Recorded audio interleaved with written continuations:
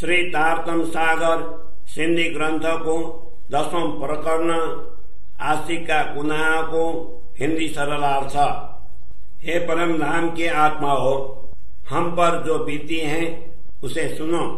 हमने जैसा विपरीत उल्टा कार्य किया है वैसा अन्य कोई भी नहीं करता। मैं उसका विवरण देती हूँ, उसे ध्यान पूर्वक सुनो। मैंने उसे विवेक ध्यान पूर्वक देखा है, तुम भी उसी प्रकार विवेक पूर्वक विचार करना। तत्पश्चात तुम्हारे मन में जैसा ठीक लगेगा उसी के अनुरूप कार्य करना। किंतु जो भूल जाएंगी वह निश्चय ही सिर पर हाथ रख कर रोएंगी।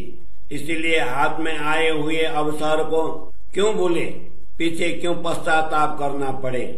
अतः पहले से ही दृष्टि नजर खोलकर क्यों न चले। इस नश्वर जगत में ब्रह्मात्माओं का समुदाय अनुरागी आशिक कहलाता है। जब अपनी ओर दृष्टि डालकर देखते हैं तो लगता है कि यह ऐसी बुद्धि हमें किसने दी है।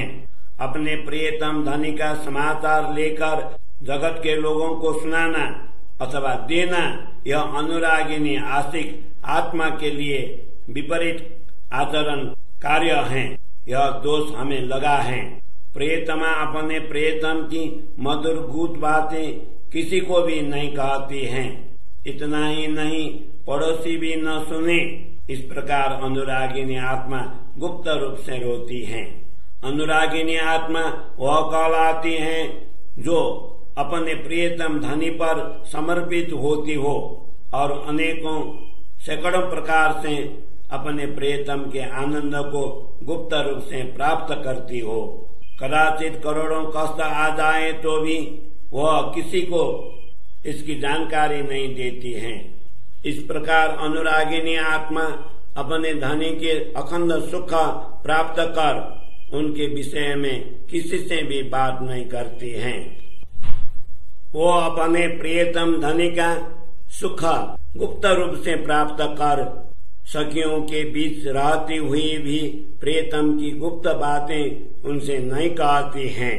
जो सखियां उसी आनंद को प्राप्त करती हैं उनको भी वह अपनी बातें नहीं कहती हैं। उन सखियों के विषय में क्या कहें जो अपनी बात अन्य सखियों के समक्ष पुकार पुकार कर प्रकट करती हैं। प्रियतम धनी हमें बुला रहे हैं परंतु हम यहीं रहना चाहते हैं और प्रियतम से प्राप्त हुई सुखों को जगत के समक्ष कहती फिरती हैं। अनुरागिनी आत्मा ऐसा कभी नहीं करती कि प्रियतम के बुलाने पर भी वह पीछे रह जाती हो और अपने अखंड सुखों को छोड़कर झूठे दुखों में ही पड़ी रहती हो। जिसको अपने धनी प्रिय लगते हैं उसे उनके वचन भी प्यारे लगते हैं। यदि प्रियतम धनी प्रिय हैं तो उनका सुख वह दुश्मनों को क्यों देंगी अथवा वह दुश्मनों को क्यों बताएंगी।